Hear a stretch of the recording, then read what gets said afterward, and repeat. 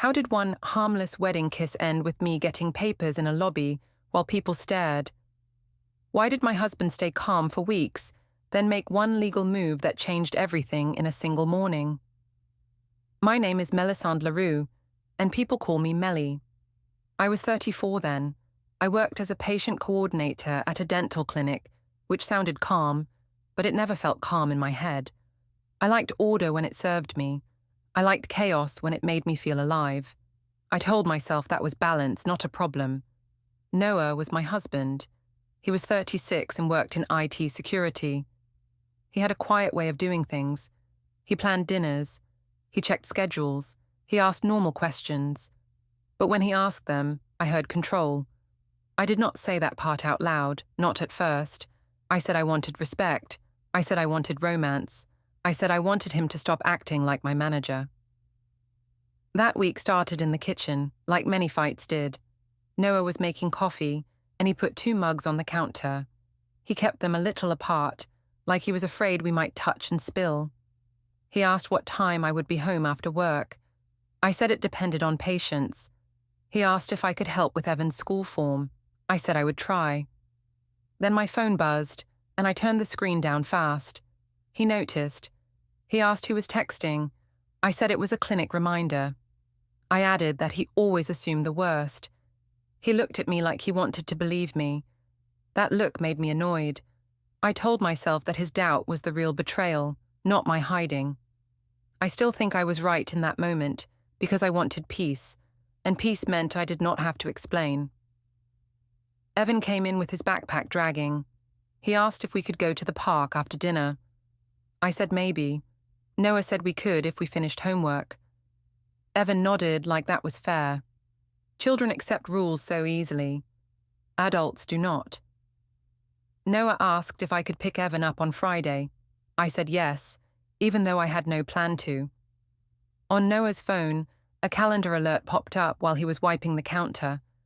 I saw the words Riverbend 10:30 a.m. It was just a place name and a time, nothing else. He swiped it away. I laughed and said he lived by reminders. He asked why I had to mock him. I said I was only joking. He looked down and kept wiping, like he was cleaning a stain that would not come out. At the clinic, I played the good worker. I smiled at patients. I said their names with the right tone. I kept the schedule tight. In the break room, my phone buzzed again. This time, I did not flip it face down. I let myself read it with my shoulders relaxed. It was Gavin Pierce. Gavin was my ex. We had dated years ago, before Noah. Gavin knew how to light a room with his voice. He also knew how to disappear when things got hard. I used to call that freedom.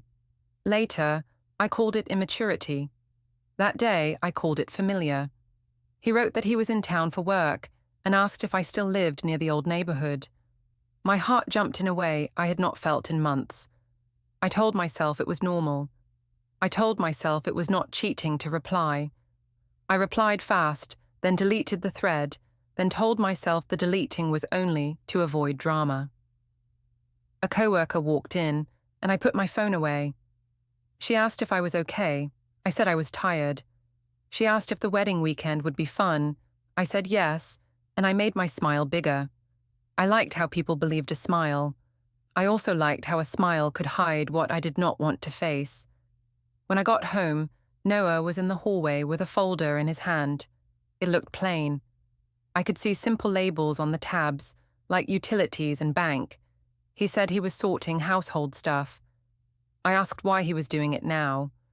He said it was easier to keep things updated. I said he was acting like an accountant. He asked if I could stop making every task into a joke.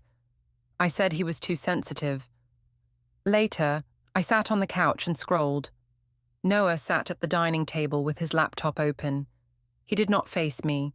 He faced the wall. I heard a soft beep once, like a recording app, but I told myself it was just a work notification. I did not want to know. When people say they do not want to know, they mean they want to keep doing what they are doing.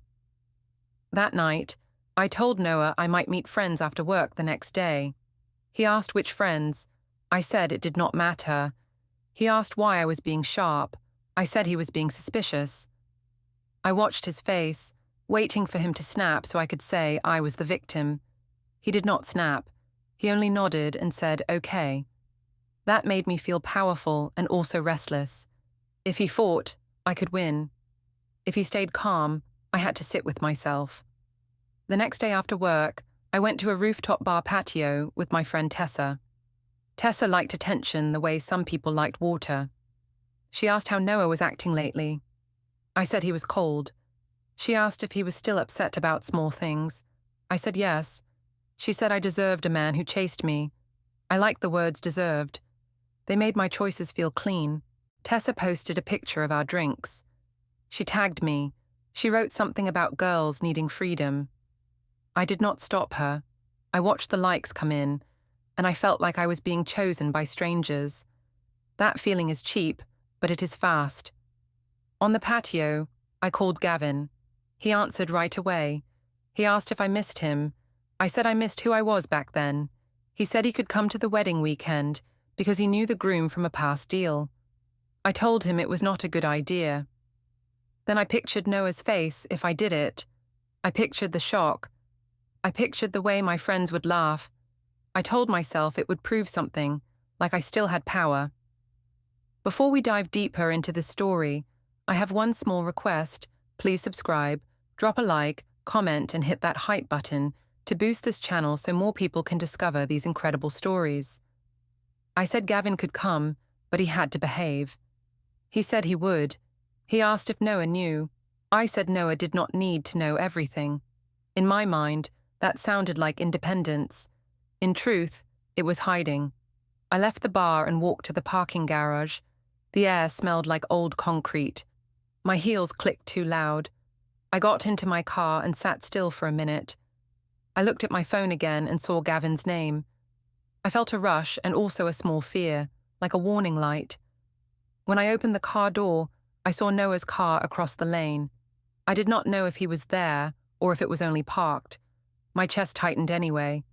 I told myself I was not doing anything wrong. I told myself that if Noah did not trust me, that was his issue. I drove home with my phone face down on the seat, and I practiced my calm voice in my head because I knew I would need it. The next morning, I woke up before my alarm. Noah was already up. I heard the shower stop, then the drawer in the hall cabinet close with a soft click. I told myself he was being dramatic. I also told myself I did not care, even though my stomach felt tight. In the kitchen, he moved around like he was trying not to touch me. He asked if I wanted toast. I said I could handle my own food. He asked if I could remind Evan about picture day. I said I had it under control. I did not. I had not even read the school email. Evan came in rubbing his eyes. He asked why we were quiet. I said we were just tired. Noah said it was a busy week. Evan accepted that and went back to his cereal. He did not look up, but he listened. Kids always listen. My phone buzzed while I packed Evan's lunch. It was Gavin again. I did not open it in front of Noah. I slid the phone into my pocket and acted like I was searching for a pen. Noah watched me for a second. He asked if I was okay. I said he should stop staring like a detective. He blinked and said he was only asking. I said his only asking always felt like blame. After work, I met Noah at the supermarket because he wanted to do the shopping together. He said it would be faster with 2 people. I knew he also wanted to keep me close. I told myself that was proof he did not trust me. I did not tell myself why he did not trust me. We walked the aisles, and I pushed the cart like I owned the place. Noah reached for the list on my phone. I pulled back and said I had it. He asked why I was snappy. I said he was treating me like a child. He stayed calm and said he only wanted to help. I said helping was not the same as controlling. At the checkout line, my phone buzzed again. I tilted the screen away. Noah noticed anyway. He asked who it was. I said it was a clinic group message. Then I added that he always made everything about himself. The cashier looked up for a second and then looked away fast. I saw that, and instead of feeling shame, I felt power. I liked when Noah looked like the problem in public. In the parking lot, Noah loaded bags into the trunk. I stood near the car and texted Gavin under the shadow of the open hatch. I told him to be careful. He wrote that he could handle it and asked if I was nervous. I wrote that it was not a big deal. My fingers were fast, like they had their own mind. When we got home, Noah carried the bags inside and started putting things away. He asked if I wanted to talk about the wedding weekend plan. I said the plan was simple and he should stop acting like it was a military mission. He opened his phone and showed me a checklist. It had normal things like hotel time, gift drop, and pickup times. I saw a recurring entry that said, meeting, personal. It did not have a name. It was just there, like a shadow behind his normal life. I pointed at it and asked what that was. He said it was private. I laughed and said privacy was funny coming from him. He did not answer. He just locked his phone and put it down. The quiet made me angry because it gave me nothing to fight. That night, I went up the stairs and stopped at the landing. Noah was in the living room, but his voice came from the hall. He was on a call, low and careful. I heard him say he wanted to keep things clean and calm. I heard him say he was not trying to punish anyone. I could not hear the other voice. When I stepped louder, he ended the call. He asked if I needed something. I said no. I said I was just getting water. He nodded like he believed me, or like he was done trying to read me. On the counter, I saw a sticky note near his keys. It said, "Bring forms." I felt a small chill, but I told myself it was about work or taxes or something boring. I did not want it to mean anything else. At the clinic the next day, I was all smiles again. I checked in patients, fixed the schedule, and answered phones with my best voice. In the front desk drawer, I kept a lipstick and a spare charger. I also kept my secrets. That afternoon, a coworker said she saw my rooftop photo from the night before. She said it looked fun. I said it was just a quick drink. She asked if Noah came too. I said he did not like that kind of scene. I said it like a joke. She laughed, and I felt better. On my break, I opened a group chat with Tessa and Dahlia. Tessa asked if I was bored in marriage. I wrote that I needed more excitement. Dahlia wrote that men got lazy and women had to remind them. Tessa wrote that jealous husbands were the worst. I did not correct them. I fed it. I wrote that Noah acted like a guard, not a partner. I knew it was not fair, but it sounded good. It made me the hero of my own story. Later that night, Tessa posted a story with a caption about freedom and not asking permission. She did not name Noah, but everyone knew. People reacted with laughing emojis. I watched the reactions like they were votes. Noah did not see it right away, but I almost wanted him to.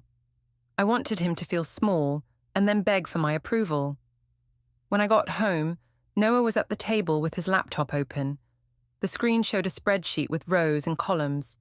No title, just numbers. He switched tabs fast when I walked in. I asked what he was doing. He said he was organizing. I asked what he was organizing. He said household things. His voice stayed steady, but his eyes did not come to mine. I went to the bedroom and opened my notes app. I typed Gavin's name under a fake label, like vendor. I told myself it was clever. I told myself it was not lying if it was only for a weekend. I picked a seat idea in my mind and pictured him near my side, just close enough to make Noah tense. My phone rang after that. The number was blocked. I stared at it until it stopped. Then it rang again. I let it go to voicemail. Noah called from the hallway and asked if it was important. I said it was spam. He said, okay, but he looked at my phone longer than he needed to. Before bed, he asked if I wanted to talk. I said there was nothing to talk about. He asked if I was happy. I said, happiness was not the point, respect was. I told him respect followed results, and I had results. He looked like he wanted to ask what that meant, but he did not. In the dark, I heard a printer in the other room spit a page. Then I heard it again, like it fed a blank sheet. The sound should have made me curious. Instead, it made me smug. I told myself he was trying to scare me with serious noises. I rolled over and slept with my phone under my pillow, like a secret I could not let go. The pre-wedding dinner was on Friday night at a family restaurant with a long table and loud lights. The place smelled like garlic and lemon. People talked fast, like they were racing the weekend. I arrived with Noah and Evan, and I held Noah's arm when we walked in. I wanted the room to see us as fine. I also wanted Noah to feel like he had to keep up. Dahlia waved us over. Tessa was already there with her phone out, filming little clips for her story. Noah's Aunt Sharon sat near the middle, looking tired, but smiling for the groom's parents. Martha, Noah's mother, sat straight and quiet, like she was watching a storm from a safe porch. Gavin was not supposed to be there yet. Not that anyone but me knew that. I kept checking my phone under the table. Noah noticed my eyes dipping down. He asked if I was waiting on someone. I said I was checking a clinic message. I said I had a patient issue. Noah asked why I had patient issues at dinner. I said my job did not stop just because his family liked parties. Then Gavin walked in. He wore a dark suit and a confident smile. He greeted the groom with a handshake like they were old friends, even though I knew their connection was thin. He looked at me like we shared a secret joke. I felt heat in my face, and I liked it. Noah noticed the look. He asked who Gavin was. I said he was an old friend of the groom. I said it like it was boring. Noah asked how I knew him. I said we all knew people, and he should not act like a jealous teenager. I used the word jealous on purpose because it made other people listen. Tessa leaned in and asked if this was the famous ex. I acted surprised and asked what she meant. Tessa laughed and said I had told her stories. Noah's eyes narrowed, just a little. He asked what stories. I said Tessa always exaggerated. I said she liked drama. Then I smiled at the table and added that Noah never understood jokes. People laughed in that way they do when they want the moment to pass. Dahlia said Noah needed to relax. My mother said men should not be so sensitive. Sharon tried to redirect and asked about the wedding schedule, but the damage was done. Noah sat back and went quiet. He started cutting his food into small pieces, like he was buying time. Gavin talked a lot. He said he had been traveling. He said he missed this city. He asked me about work. I answered him with bright energy I did not give Noah lately. Noah asked if I could pass the bread. I passed it without looking at him. Evan played with the kids' menu and asked if there would be cake tomorrow. I said yes, and I told him to drink his water. Noah asked if Evan could sit next to him. I said Evan was fine where he was. I wanted Evan closer to me because it made Noah look like the extra person. After dinner, as we stood outside waiting for cars, Noah asked if Gavin was coming to the wedding too. I said yes, because he knew the groom. Noah asked why I did not tell him. I said I did not need permission for who sat in a room. Noah said he was not asking for permission, he was asking for respect. I said respect was earned and he was acting small. On Saturday, the wedding ceremony was at a venue with a big white arch and rows of chairs. I wore a dress that made me feel seen. I stood with Noah for photos and smiled wide when cameras faced us.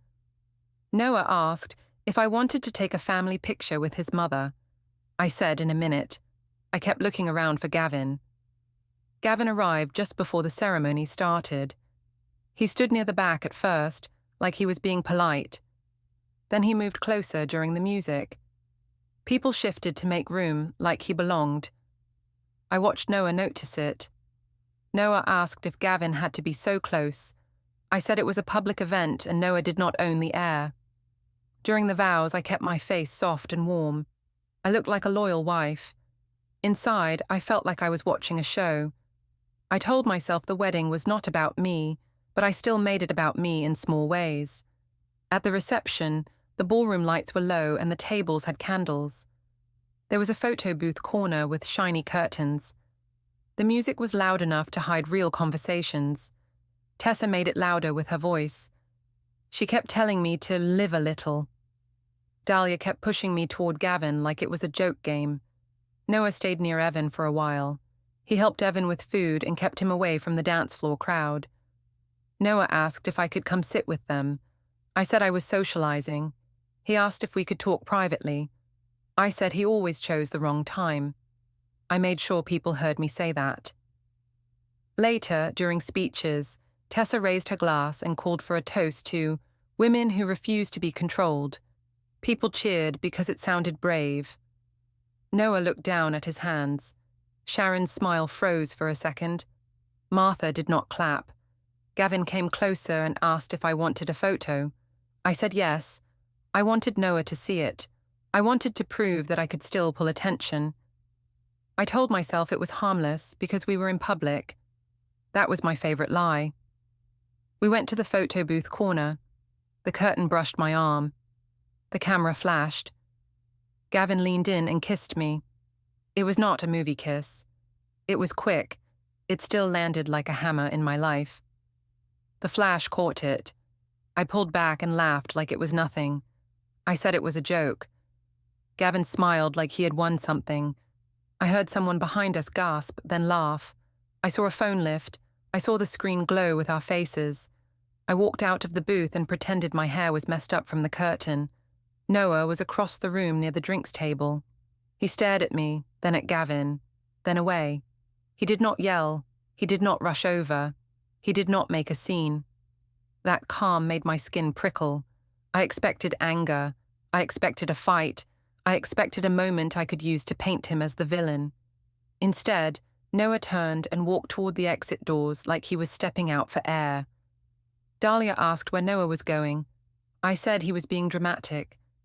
Tessa laughed and said he needed to grow up. Gavin asked if Noah was okay.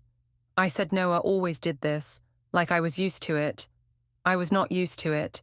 I was scared by how quiet he was. I looked toward the doors again. Noah stood under the exit sign for a second. His face was pale. He looked at Evan, who was still at the table with a cousin. Noah's eyes softened at Evan, then hardened again when he looked at me. He opened the door and stepped out. For the first time that weekend, the music felt too loud and also too far away. I held my smile in place anyway, because I did not know what else to do. When Noah came back inside the venue, he did not come back to me. He went straight to Evan's table. He bent down and asked Evan if he wanted to go home soon. Evan nodded like he felt the change in the air. Noah picked up Evan's jacket and held it like a plan. I walked over, with my smile still stuck on my face. Noah looked at me once, then looked away. He asked if we could leave now. I said we could, but I added that he was ruining the night. He asked where my phone was. I said it was in my purse, and he should not start acting like my father. He said he was not asking to control me. He was asking to understand what happened.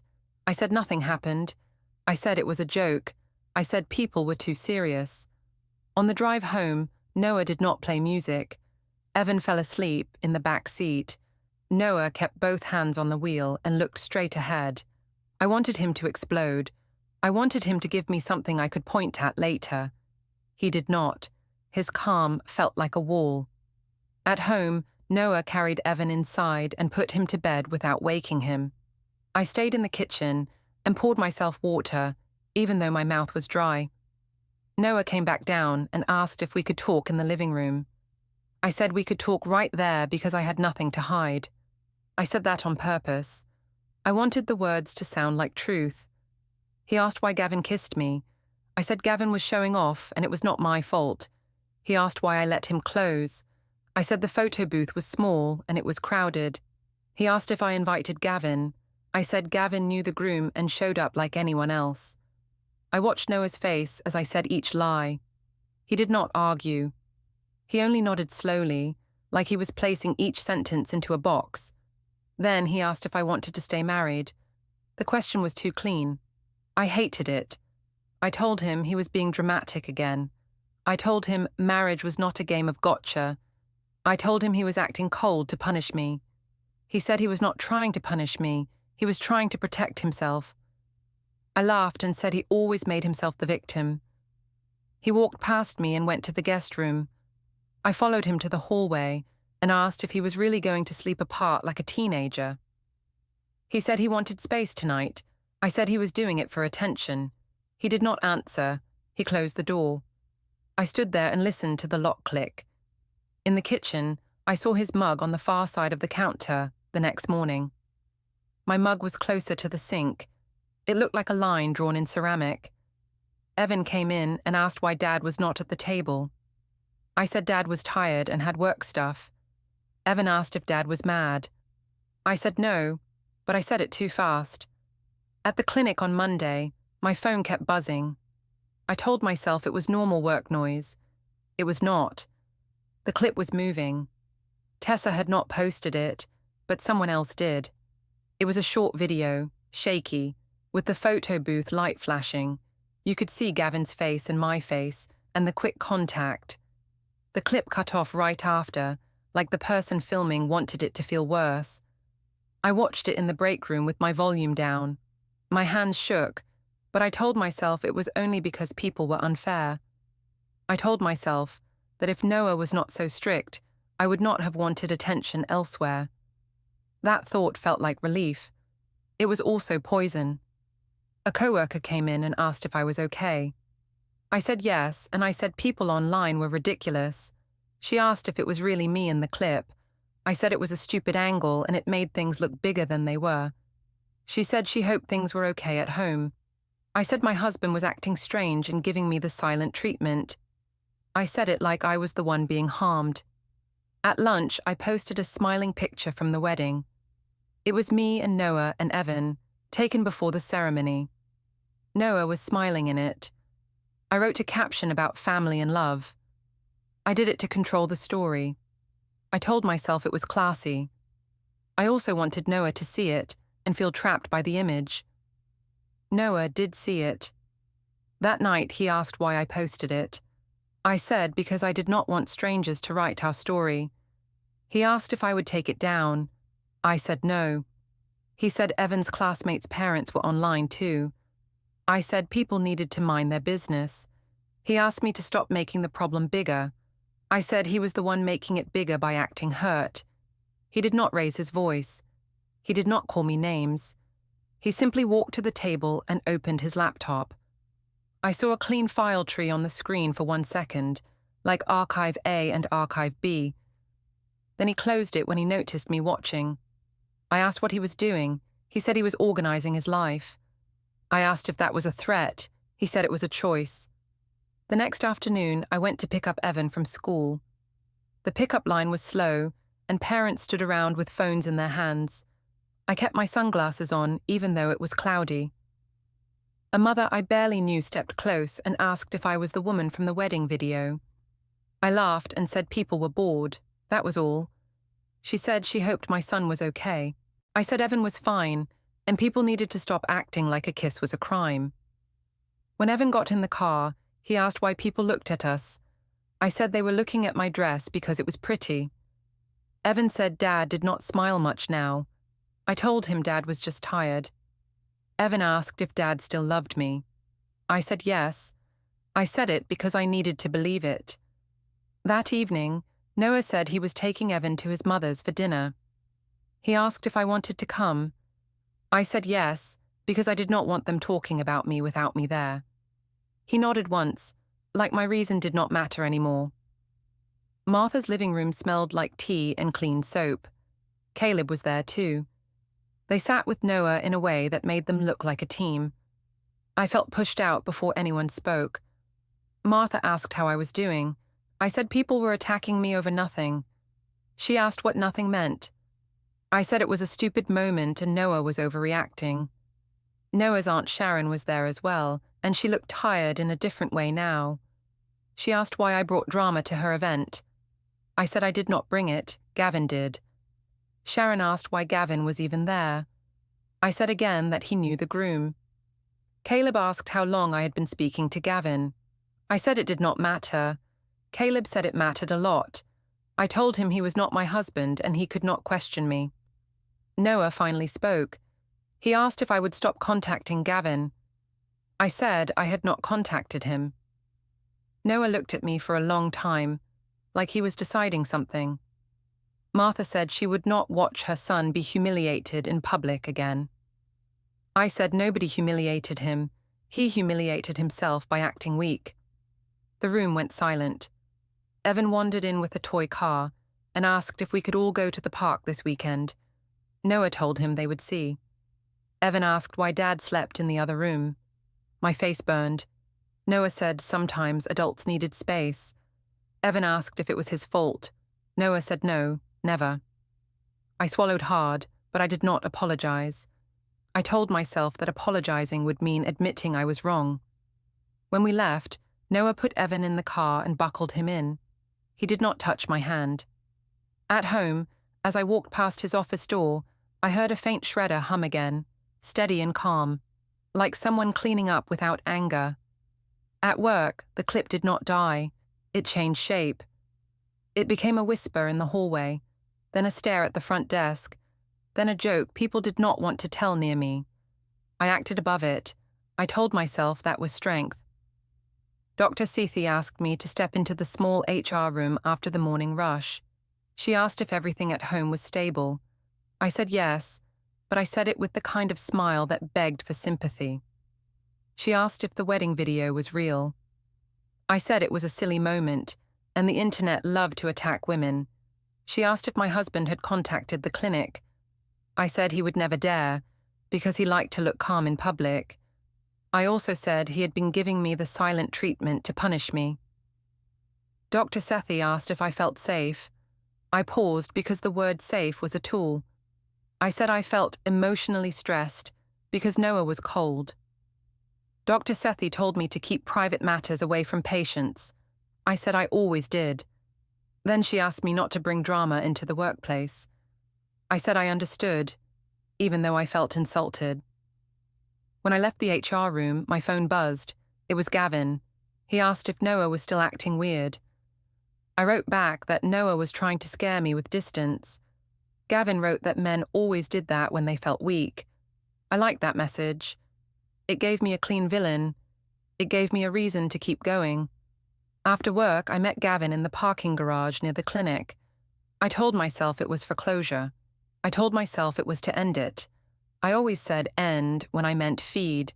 He stood by his car and smiled like the wedding had been a win. I asked why he kissed me like that.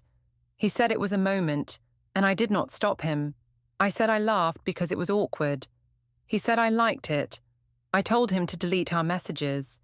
He asked why I was acting scared. I said I was not scared. I was just being smart. He said I was making it sound like he was a problem. I said he was becoming a problem. He asked if I loved Noah. I said love was complicated. He said that meant no. I told him not to put words in my mouth. He said he could come over again, just to talk. I said no. I said it would be suspicious. He asked if Noah watched me. I said Noah liked to play the victim and look innocent. Gavin said that made Noah dangerous. I liked that too, because it made my lies feel like protection. When I got home, Noah was not in the living room. He was in the kitchen, slicing fruit for Evan. Evan sat at the table doing homework. Noah asked how my day was. I said it was fine. He asked if I talked to HR. I froze for half a second. Then I asked why he would know that. He said he saw a clinic email on the shared calendar about staff check-in. He said he did not read it. He just noticed the time. I said he was tracking me again. He said he was noticing patterns, not tracking. Evan asked if we could watch a movie that night. I said yes right away because I wanted to look like the fun parent. Noah said we could after homework. Evan nodded. Noah kept his voice even. That calm felt like a trap I could not see. After Evan went to his room, Noah asked if we could talk by the doorway. He did not follow me into rooms anymore. He stood where he could leave easily. He asked if I had contacted Gavin since the wedding. I said no. He asked again, slower, like he wanted to give me a chance to tell the truth. I said no again. Then I added that he was obsessed. I said he should be worried about his own behavior, not mine. He asked what behavior. I said his coldness. I said his silence was a form of control. He said silence was not control, it was a boundary. I told him he was acting like a stranger. He said he could not act like my partner while I treated him like a joke. I laughed and said he was being dramatic. He asked if I understood what public humiliation did to a person. I said he should get thicker skin. He looked at me like he was tired of trying to teach me basic respect. The next day, I tried a different plan. I posted a story about loyalty and men who don't appreciate their wives. I did not name Noah.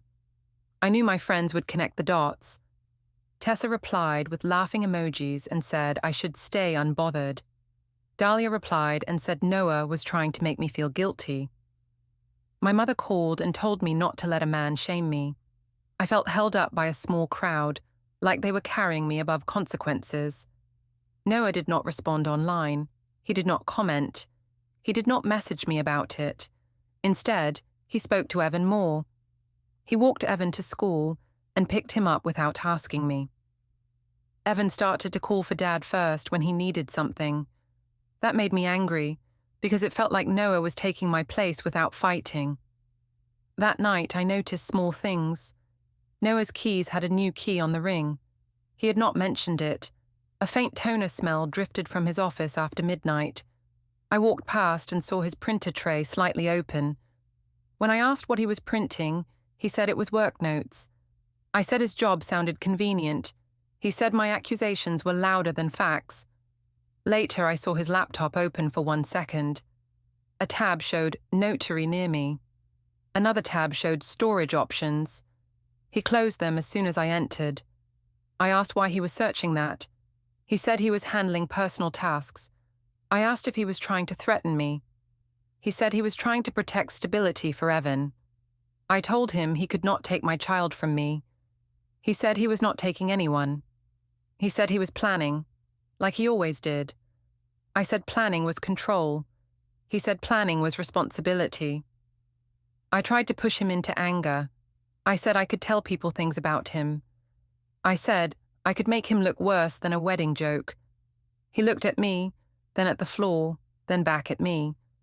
He asked if I really wanted to turn our child's life into a public fight. I said he started it by acting hurt. He said feelings were not the issue anymore. I stepped closer and asked what the issue was then. He stayed still. He asked if I would stop contacting Gavin and stop posting about our marriage. I said I would do what I wanted. I said I was not a prisoner. Noah nodded once, like he had reached the end of a road. He said he would handle it properly. I thought Noah meant he would talk to me properly, like he would finally explain himself in a calm way. I even practiced what I would say back. I planned to act strong. I planned to say he was overreacting. I planned to say I deserved forgiveness because I was human. I told myself I was still the one with power, because I still had a voice. On Monday morning, I went to work early. I wore a neat blouse and a sharp face. I told myself I would be untouchable if I looked professional. The clinic lobby was busy. Patients stood in line with clipboards. The air smelled like mint and disinfectant. I kept my smile on, like a mask I could not take off. Dr. Sethi asked me to help with a supply delivery at the office tower across the street. She said the vendor needed a signature. I said I could do it. I liked being useful in a way people could see. I crossed the street and went into the office tower lobby. It had shiny floors and quiet security guards. People moved through like they had places to be. I stood near the front desk with the clipboard in my hand. A man in a plain jacket walked up and said my full name. I asked who he was. He said he was a process server and he needed to hand me legal documents. I laughed once because my body tried to protect me with comedy. I said he had the wrong person. He said he did not, and he confirmed my name again. He asked if I was Melisande LaRue. I said yes, because I was still thinking this was some prank. He held out a thick envelope. I did not want to take it. He placed it into my hands anyway, like it was a normal delivery. He said he could not discuss details and I should read it. He said I was officially served at that time and location. The words official and served felt heavy and public. People nearby looked over. A security guard watched from his station. A woman in a suit slowed down as she passed. I felt heat rise up my neck. I wanted to shout that this was private, but I could not. I also did not want to look guilty. I walked to a bench near the windows and opened the packet. My hands shook, and I blamed the air conditioning. The first page had our names on it. It said, "Petition for dissolution of marriage." It also had a request for temporary orders. I stared at the words like they were in another language. My first thought was that Noah had gone too far. My second thought was that he had planned this. I saw it in the neat way the pages were stacked. I saw it in the way nothing looked rushed. It was not emotional. It was organized. I flipped to the next pages. The temporary orders were clear. There was a temporary parenting schedule for Evan.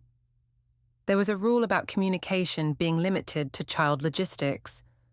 There was a line about no harassment and no public posts about each other. There was a line about not bringing unrelated adults around Evan for now. That line made my stomach drop because it aimed straight at Gavin without saying his name. I told myself it was unfair. I told myself Noah was trying to control me through paper. I told myself I was still the victim of his coldness. But the packet did not feel like coldness. It felt like a fence built from facts. I kept turning pages. There was a section listing exhibits. One exhibit was the wedding clip. Another was still images from the photo booth timestamp. Another was screenshots of messages. I saw my own words, cropped and printed, with dates beside them. I saw the night I told Gavin to come. I saw a message where I asked him to delete things. I felt my mouth go dry. I tried to breathe slowly. I tried to think like a smart person. I told myself I would call Noah and demand he stop. Then I saw a line that said, "Contact should be through written messages and only about Evan, at least until the first hearing." The packet told me to do what Noah had already been doing. It made his silence look reasonable. My phone buzzed. It was Dahlia. I answered and tried to sound normal. She asked what was wrong. I said Noah was pulling a stunt. She asked what kind of stunt. I said I got legal papers at work. She swore softly and asked if I was serious. I said I was serious and that Noah was trying to ruin me. Dahlia said I should come to her place right away. I said I could not because I had a job. She said my job would not matter if Noah took Evan. I told her Noah could not take Evan because I was his mother. Dahlia said I needed to read every page. I said I already did. That was a lie. I had not read it all. I had only hunted for the parts that scared me. I walked back toward the clinic, clutching the packet like it might explode. I tried to keep my face flat.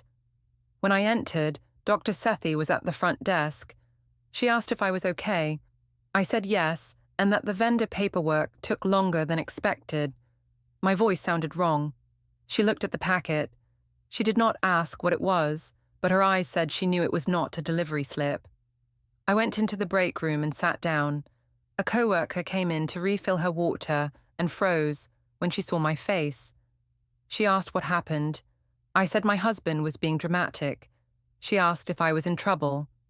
I said no, and I said Noah was just trying to punish me for a harmless wedding moment. I said it louder than I needed to, because I wanted the room to believe me. Noah texted me one message. He said we should follow the temporary schedule starting today. He said Evan would be picked up from school by him and taken to Martha's for dinner. He said my personal items could be collected later with notice. He did not insult me. He did not beg. He did not explain. He wrote like someone who had already decided to be done with chaos. I replied fast. I asked if he was proud of humiliating me. He did not answer. The quiet hit harder now, because it had teeth. At lunch, I drove to the courthouse because the packet had instructions and a time-stamped notice about filing. I told myself I would go there and stop it, like I could just talk to a clerk and undo it. I still believed rules bent for people who spoke with confidence. Outside, in the public plaza, I saw Noah. He stood near the steps with Caleb and Martha. Evan was not with them. Noah held his phone at his side. He looked calm, but his eyes looked older. Martha held her purse with both hands and stared straight ahead, like she was holding herself steady. Caleb saw me first and said something to Noah. Noah looked at me once. I walked toward them with the packet in my hand. I asked Noah how he could do this in public. He said he was doing it the right way. I said the right way would be talking to me, not serving me at work. He said he tried to talk and I turned it into jokes. I said he was exaggerating. He said he was done arguing. I asked if he really wanted to break our family over one kiss. He said it was not one kiss, it was a pattern. I told him he was acting like a victim for attention. He said he did not want attention. He wanted structure for Evan. Martha stepped forward and said she would not let Evan live inside my public drama anymore. I said I never hurt Evan. Martha said I hurt him when I made his father a joke. I looked at Noah and waited for anger. I waited for him to say something cruel. He did not. He only said the temporary schedule started today and he would follow it. He said he would communicate about Evan in writing. He said I should read the packet again, slowly. Then a clerk called Noah's name from inside, and Noah turned without another word. He walked up the steps with Caleb. Martha stayed behind for a moment, looked at me with a tired face, and then followed them. My phone buzzed again. A new alert popped up from the parenting app Noah had set up, and it said, "Schedule active, effective immediately."